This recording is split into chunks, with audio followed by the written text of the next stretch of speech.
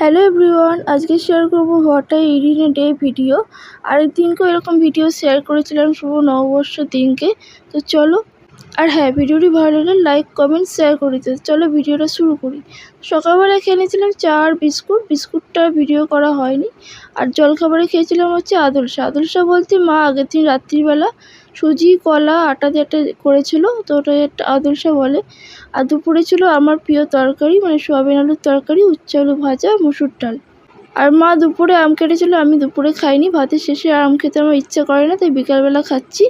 আর সন্ধ্যেবেলা খেয়েছিলাম, এখন বাজে 6:30 6:45 মতো, এখন খাচ্ছি চা আর বিস্কুট। আর গেছিলাম হচ্ছে বাজার থেকে আসার সময় নিয়ে এসেছিলাম ভেজিটেবল চপ।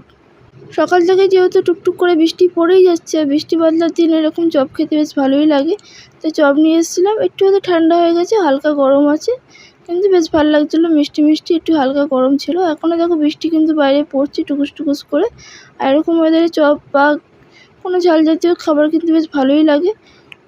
আর মা রাতে করেছিল ভাত, যদি ছিল দুপুরে, রাতে বরবটি আলু দিয়ে ভাজা করেছিল, আর দুপুরে ডাল ছিল অল্প, আর একটু সোয়াবিনের তরকারিও ছিল, সোয়াবিন আলু, তো ওটা দিয়ে খেয়ে নিলাম।